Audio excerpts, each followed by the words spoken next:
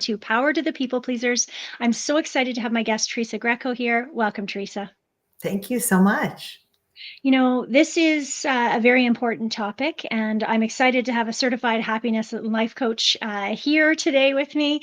And we're going to dive into all of the juicy nuggets that I'm sure you'll share. But before we get into that, I always ask my guests, have you ever been a people pleaser? And if so, how did that happen in your life? Thank you. So, yes, I was definitely a people pleaser. That part of my happiness story is wrapped up in that. So, my journey to discovering my inner happiness and self love has been over 10 years. But basically, it began in the sense that I had lost myself in the living of my life, in wearing many different masks, trying to meet the expectations of others. So, trying to be the perfect wife, perfect mom, perfect daughter, perfect sister, perfect employee, perfect whoever I felt I needed to be to meet the expectations of others. I didn't really know who I was, that I had lost the true and authentic Teresa. And I had lost her from very young, that I'm now in the midst of preparing for my second TEDx talk, which is on self-love and happiness. And it's exactly what I talk about, is that from very young, I learned that if I was too much of some things or not enough of something else, that people didn't like me, right? So if I felt that, I was always being told I was too loud, I was too energetic, I was too wild, or I wasn't enough, that I wasn't skinny enough, I wasn't pretty enough, I wasn't smart enough, I wasn't enough of many different things. And so that then causes you and me in this case to adopt certain masks to try to pretend that you are all of these things. And doing that for most of your life, for me, it was the milestone of turning 40 that helped me to take a step back and reevaluate. That I was in that stepping back, that I realized what had happened, that I had lost myself. I said, how does somebody get to 40 and not know who she really is? Mm-hmm. And that was like a heartbreaking moment for me when I remember saying that to a friend of mine. I don't even know who I am. And it's because my identity was so caught up in my roles and responsibilities, all caught up in those masks, trying to be the perfect.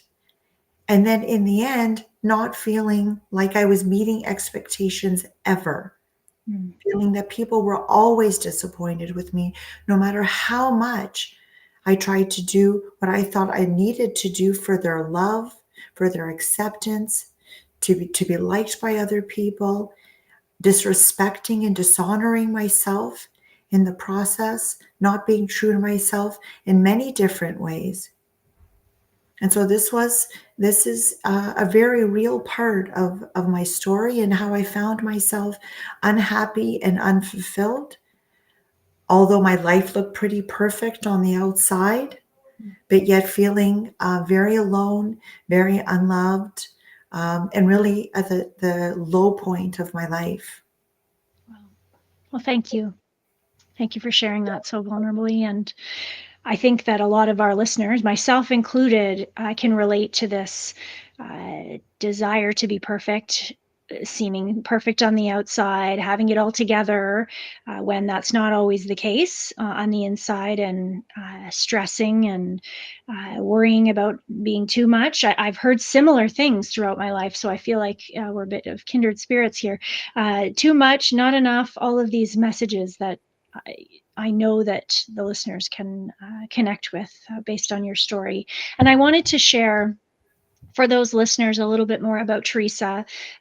Just a phenomenal human, certified happiness life coach, and she's pursuing her Ph.D. With a dissertation on inner happiness. So I'd love to dig into that in a moment. But multiple TEDx speaker, 3 times best-selling author, international writer, editor of a lifestyle magazine. I'm curious about that too, and the host of 2 shows, TV and radio shows, the Steps to Happiness show with Teresa Greco and the Happy Hour with Teresa Greco. So very, very influential woman here today, focused on sharing this message of happiness. So thank you for being here today.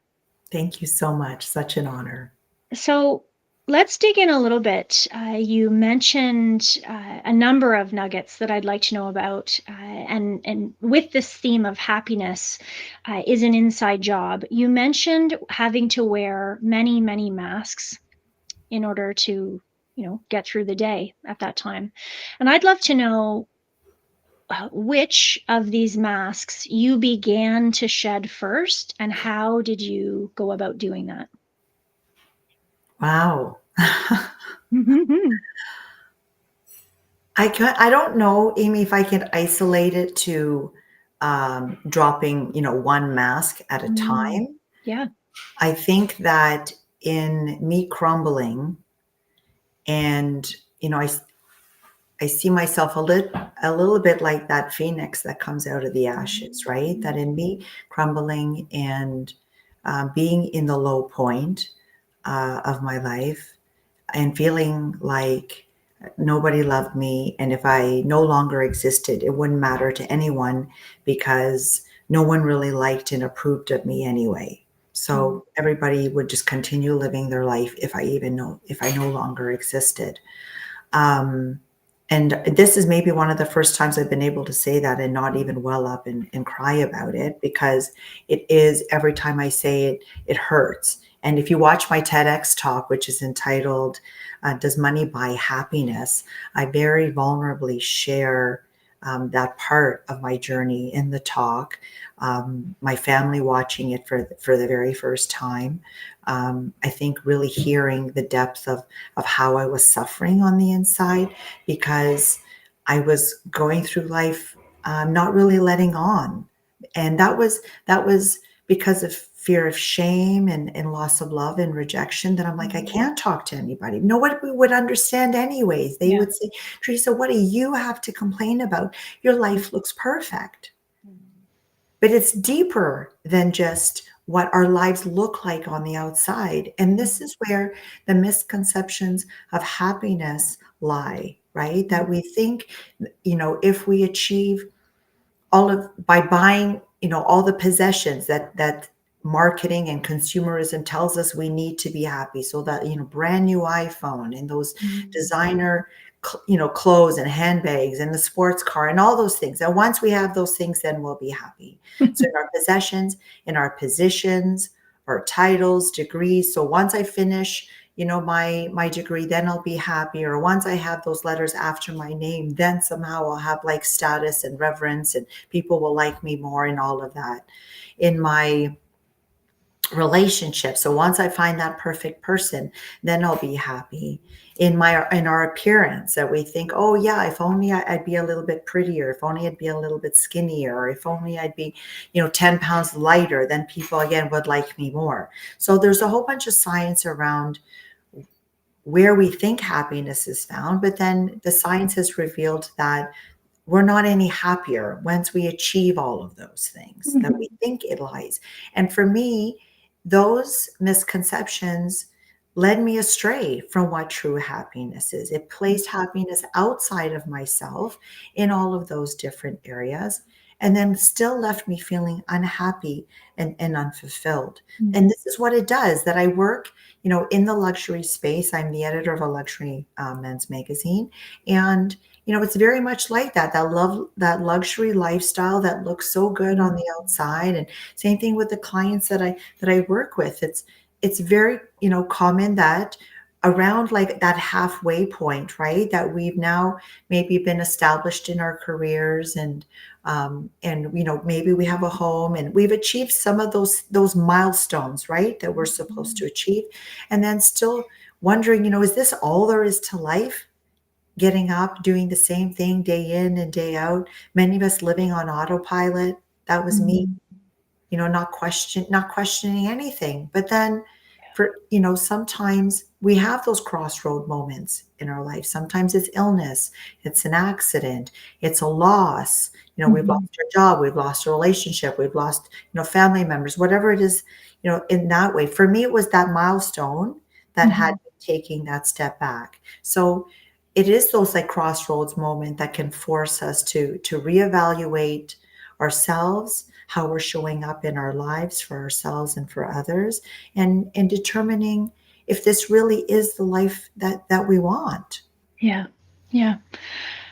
I appreciate that. And I call those moments for me TSN turning points, right? We have a lot of sports in our lives. So there's been a few TSN turning points in my life, and I can appreciate what you're saying. I'd love to know, you mentioned having a lack of self-love, and what some of the strategies are for people listening who are like, okay, if happiness is an inside job and self-love is important, please tell me it's more than having a warm bubble bath, right? Like, what are what are some practical things that we can help listeners Yes. with?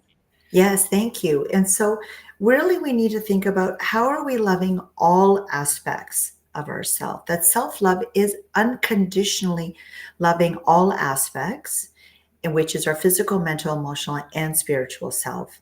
And so we need to be nurturing all of those aspects. But in order for us to do that, we need to become aware of the communication of all of those aspects that many people are not aware. We're just going through life, just this is how it is. And we're not really tuning in to what is our physical self saying to us. What is our emotional self saying? What is our mental self saying? What is my spiritual self saying to me? And it is they're all aspects are always talking, but do we make time to listen to that communication? Yeah. No. So like last week, for example, I was at an event and I got sick, and my body was telling me, you need to rest. You need to sleep. You need to drink hot tea. You need to like nurture yourself now. And I'm like, I don't have time for this. Mm. So there I was popping the Advils in the morning because I had a headache, popping the cold medication because I'm like, I don't have time to deal with this. And I felt so awful because with my journey, I've come to that place that when my body speaks to me, so when I have like brain fog, when my shoulders are sore and tight, when my neck doesn't feel good, those are all signs for me that maybe I need to go for a walk. Maybe I need to go Mm. see my chiropractor. Maybe I need to go exercise. Maybe so I have what I call, our happiness toolkit. And in this Mm. toolkit is where all of those things are that we turn to that we know make us happy. But what that means is that we're really tuning into a part of ourself that is always loving, at peace, and happy. That is our Mm. spiritual self. And Mm. we go to our spiritual self to nurture and nourish ourselves when the other aspects are out of balance. So when we are not feeling happy, it's because we're not in alignment with the happiness that we are. And when we're not loving ourselves, when we're mistreating ourselves, we're out of alignment with the love that we are. And when we feel frustrated and angry and all the host of negative emotions we could feel, we're not in alignment with the peace that Mm. exists inside of us. All of those things exist inside of us at any moment. We just don't often make time to connect with it. And Mm. so loving ourselves means that number one, that we become aware. So in my second TEDx talk that I'm delivering on April 11, as I mentioned, that's on self-love and happiness, I share some latest research around self-love. It turns out that sorry, it turns out that That's all good. there isn't very much research out there on self-love, that it is often misunderstood with narcissism and selfishness Mm. because there isn't a lot out there. So this latest research proposes a model of self-love and then three main themes to it. So one of the first themes is self-contact. And self-contact is where we become aware of the ways that we're not loving ourselves. That is the first step, becoming consciously aware of what is the negative. Maybe you have negative self-talk in your head. What kind of things are you saying to yourself on repeat every day? And for me it was, you're not pretty enough, you're not skinny enough, you're not athletic enough, you're not smart enough. All of these different things. Every time I put something on, every time I looked in the mirror, every time I put something in my mouth, it was on, that we have 60 to 70,000 thoughts a day. 95% of them are the same as the day before. So we're just recycling the same thoughts over and over again until we become aware of them. And 80% of those thoughts are negative. So they are keeping us in a bad place. So until we become aware of that, how are you treating yourself physically? Are you, you know, eating the foods that we know we're supposed? It's like everyone knows what they're supposed to do, but we Yep. don't always do them, right? Are you drinking enough water? Are you sleeping? If you really dive into the science around sleep, sleep, I believe, is the cure to everything. When you look at like all of the like problems and you look on the list of like what can help, sleep is listed, because sleep is that time that we regenerate and we rejuvenate and we heal. But if we're not sleeping enough, our body can't heal the way that it needs to. It knows what to do. It has inherent built-in mechanisms to automatically heal. It wants us to be healthy. But when, as I said, we pop the Advil and we go to sleep late, or we're doing the alcohol and the drugs and all these other things, we're not giving our body an opportunity to do what it's natural for it to do. So that is, us just loving our physical self, a little bit on loving our mental self, becoming aware of the negative self-talk, the things that we're Mhm. saying to ourselves on repeat. I'm just going to pause there a moment. Yes, yes. Well, and you know what? I really love what you're saying in terms of the physical. I mean, so much of what you have just talked about, I share as well with the clients that I work with. I am in 100% agreement, and I would add to, the practical how for the people listening. The layer that I enjoy is helping people to see some of the things that they're already doing through the perspective of, this is me loving myself. So when you go have a shower in the morning, this is me loving myself and taking care of my skin and washing my body and loving myself and taking care of my hair. And every time you put a face cream on, you're not using that negative thinking around, I'm doing this so I don't look so, and finish the sentence. You're saying, I'm loving myself. This is how I'm showing myself love, by rubbing that cream and actually wiring in that kind of language, that kind of talk to ourselves. So we start to shift those thinking, those thoughts that we've had every single day, as you said, over and over for all these days in a row, to something more positive that feels more aligned, as you said, to that sense of love in ourselves. So I absolutely love what you were talking about. Thank Love it. you. I'd love to know, again, back to happiness is an inside job, and you're doing this research in your PhD. Is there a nugget of information that you haven't shared yet that you're like, this is what all of our people pleasing friends or recovering people pleasers like me need to hear today? So I believe that at the core of everything, it's love. That love, I see love like a prism. That when you shine the light through the prism, then there's this beautiful rainbow and spectrum of colors. That spectrum is all the beautiful and wonderful feeling emotions that we feel when we're connected to that love. So we feel happy, we feel at peace, we feel harmony, we feel joy, we feel all of the good feelings, emotions. So if we're not feeling happy, we have to go back to the foundation. And the foundation is always the love. Are we loving ourselves, and are we loving others? And I went through some of this at Christmas time. That Christmas is often so busy, right? And I had to do some hosting over Christmas, and I was so busy, caught up in all of the things that I needed to do, that I lost touch with the love behind why I was doing all of it. Because it's like, oh, I have to set up this, I have to go buy this, and then I'm busy going around tending to everybody. And I had lost, and then there was all this kind of anger and frustration and resentment, not recognized. I'm like, why am I feeling happy? And this is supposed to be such a joyous season. It's because I had lost touch with the love behind why I was doing all of that, and really appreciating like the presence of everybody there, instead of feeling all like caught up in the fact that I had to, get all of this food and the drinks and going around and making sure everybody was okay.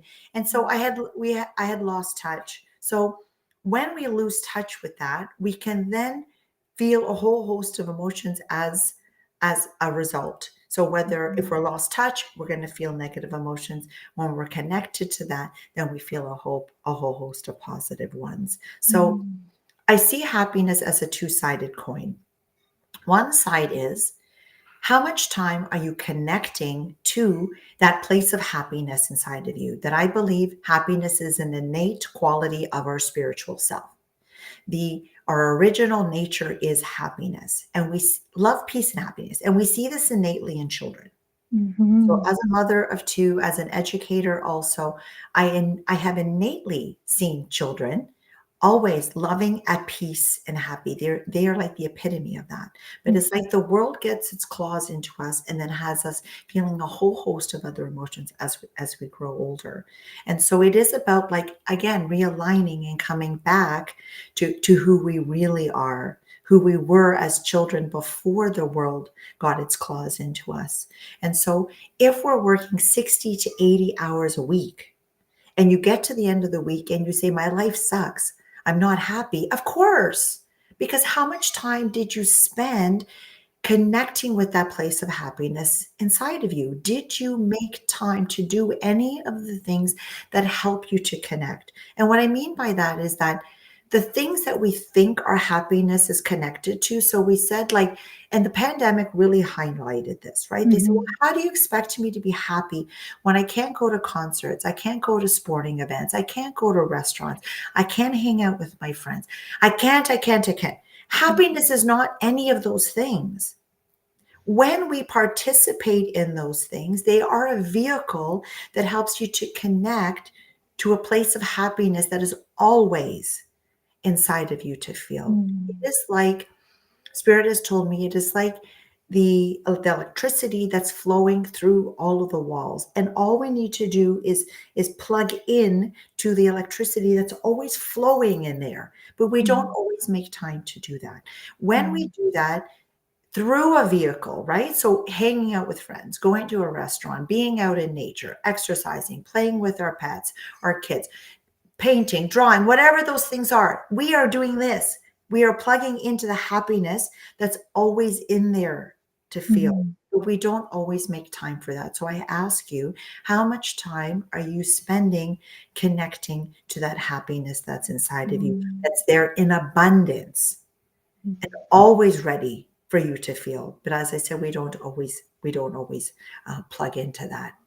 Oh, I love the visual of the plugging in. Thank you. I got serious goosebumps when you were talking about that. I'm like, yes, plugging into these moments and connecting to that happiness inside of us. I love that. And the layer I would add, uh, when you were talking about the love, I would add asking yourself a question like, how am I tapping into love, or how am I tapping into that, or how I can, in your words, how am I plugging in or connecting to that happiness inside of me or that love? Asking ourselves questions can be a very powerful way to shift, right? So I really appreciate what you shared there. Thank you. So I know that you have many different ways for people to connect with you, and you have offered a free online course for people who have tuned in. Can you share those places to connect? I will put everything in the show notes as well, but love for you to share that, please. Thank you. Thank you. So you can connect through my website, which is teresagreco.ca. I'm on all the social media platforms as well. You can usually find me at Steps to Happiness. So on Yeah. Instagram, it's Teresa Greco _ Steps to Happiness. On YouTube, also Teresa Greco _ Steps to Happiness. Facebook, same thing, Steps to Happiness with Teresa Greco. So my company is called the Steps to Happiness. So you can usually find me by searching for Steps to Happiness in my name.